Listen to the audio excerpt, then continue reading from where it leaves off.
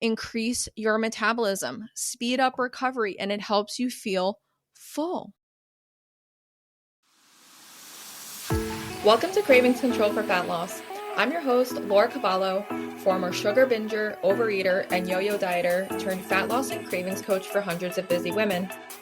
Here at Cravings Control for Fat Loss, I'll be sharing mindset, movement, and metabolism strategies for those who are ready to ditch the fat diet cycle and slim down without counting calories, tracking points, or giving up any of the foods they love. Get ready to embrace progress over perfection, grace over guilt, and bring curiosity and learning to the inevitable ups and downs of your life. Expect a decrease in your cravings while seeing and feeling an improvement in how you look, how you feel, and your overall quality of life. I am so excited you're here, boo. Let's get started. Welcome to another episode of Cravings Control for Fat Loss. My name is Laura Cavallo, your cravings coach, and today is episode 1 in a 4-part series where I review the 4 different components of a Satisfull Plate.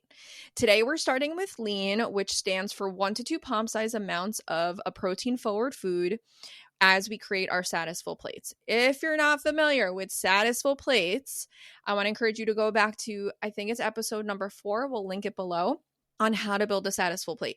Satisfull Plate is the basis for Satisfull Nutrition. It's your North Star. It's what you're going to use as a guide to create all 3 of your main meals each day.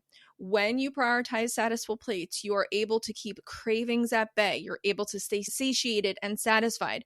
You're able to include your favorite foods like cookies, chips, bacon, cheese, French fries, pizza, burgers in a satisful way where you don't overeat them, you aren't calorie bombing, you aren't feeling bloated, and you don't end up having more cravings, but rather in a way where you're controlling how much you're eating. You're still getting that satisfaction factor from indulging in these yum foods, but you're prioritizing more nutrient-dense foods. The first part of that nutrient-dense portion, and we'll get to CRAVE in a couple episodes, which is your yum food, lean is part number 1. As I said, it stands for a protein-forward food. When you're building a Satisfull Plate, you want to aim for 1 to 2 palm-sized amounts. Now, when I say lean, what do I mean by lean? Lean stands for feed the lean. Feed the lean muscle tissue in your body, okay? Protein has so many amazing benefits, okay? Protein is the building blocks for your muscles. It helps to increase your metabolism, speed up recovery, and it helps you feel full. Many proteins virtually have no carbohydrates. Some have a little bit more fat in them or higher amounts of fat, and that's where they'll also count as a CRAVE, and I'll talk a little bit more about that later, okay?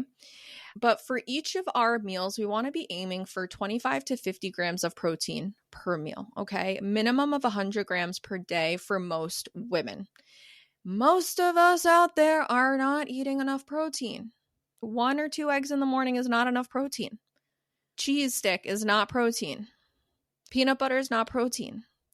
Okay, I'm going to talk to you about what sources of protein are. So great sources of protein are going to be chicken.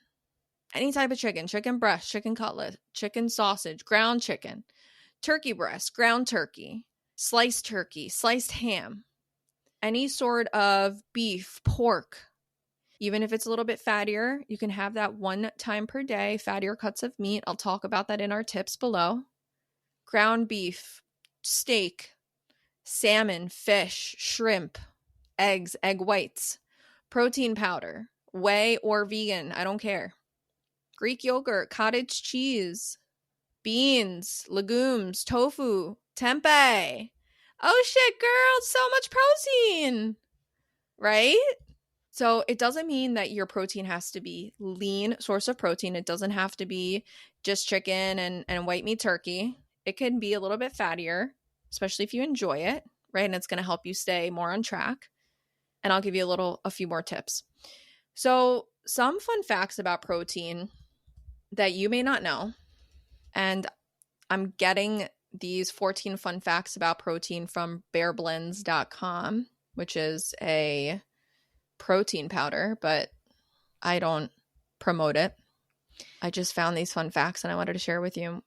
The word protein is Greek, and it comes from the word proteos, which means primary or first rank. And the word protein has been used since 1883. The second fun fact is protein is essential to all life.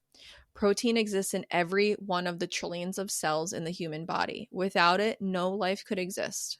Approximately 80 to 20% of the body is protein. Amazing, right? The third fun fact about protein is that you can't grow or heal without it. Proteins are essential to the human body and are responsible for many processes such as growing, healing, forming cell structures, carrying oxygen, protecting against disease, growing hair and nails, allowing eyesight, and providing energy and more. That's why it's so important that rest and digest happens, right? Especially at nighttime. That's when your muscle is going to build. That is when all of the hard work you're doing in the gym, that's when it's going to form that strong muscle tissue that you've been working so hard for. Another fun fact about protein, and I mentioned this earlier, is that protein helps make a meal more satiating, which in turn can help you keep cravings and hunger at bay. The next fun fact, and I'll leave it at this one, is that the cheese with the highest amount of protein is low sodium Parmesan cheese. Holla where my Italians at. Holla holla. With 41.6 grams of protein per 100 grams of cheese. How interesting. All right. I got that from that website. So yes, protein keeps you full, keeps you satiated for virtually no carbohydrates. And depending on the type of cut, very little fat or lower fat. Okay. Protein is your best friend when it comes to cravings control, weight maintenance, and feeling strong and slim in your body. And again, we want to aim for 25 to 50 grams per meal and about 100 grams minimum per day. So let's hop into some tips. The first tip is whenever you're thinking of what you're going to make for dinner, or whenever you go to a restaurant, you're looking at the menu, or whenever you go to a party and there's a bunch of food spread out, the first thing I want you to think about plating and putting on your plate and eating and searching for is protein, is meat, is beans, tofu, tempeh if you're vegan or vegetarian. That's the star player of your plate, 1 to 2 palm size amounts. And when I say palm size, I'm talking about the diameter across, the size of your palm, and the thickness. Keep it thicky thick. Okay? I know some things are harder like Greek yogurt and things like that, right? Do your best. We're not talking about a couple dollops of Greek yogurt. We're thinking 1 to 2 of those serving cups, those individual serving cups that you might get at the grocery store. Okay? So this is going to be your prime plater, first thing on your plate.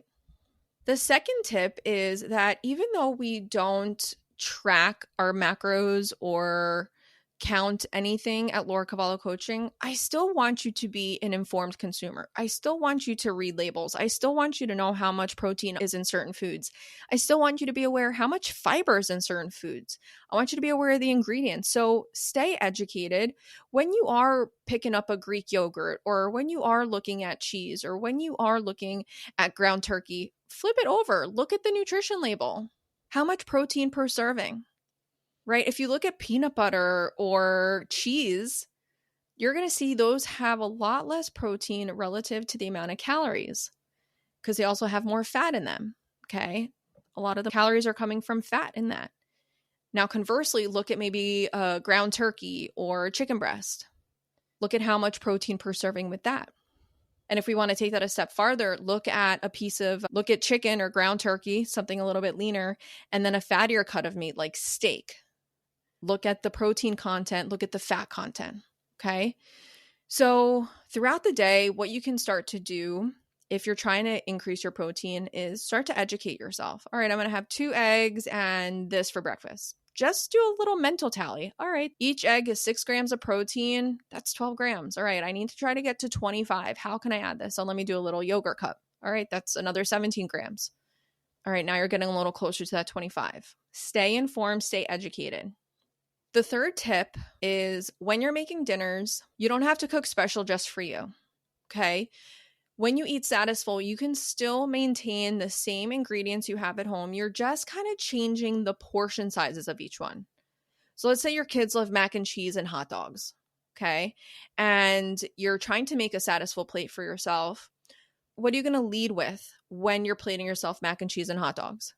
You're going to lead with the hot dog. Okay. You're going to lead with the meat, the protein. You're going to do 1 to 2 palm size amounts. Okay. So you're just going to change the portions a little bit. And when I talk about detox, you'll see we're missing a component in that mac and cheese and hot dogs. We're missing a vegetable. So this formula, the Satisfull Plate method, is going to help you and guide you as you plate yourself. And you're not going to have to do special things, special grocery shop or special cooking just for yourself. You can eat the very same foods your family is eating, just trying to change the portion sizes a bit. Hey there, boo. I'm excited to share that registration is open for the free 7-day Cravings Cleanup Challenge, a nutrition challenge to help you reduce mindless snacking, afternoon cravings, and nighttime overeating by up to 50% using one simple habit.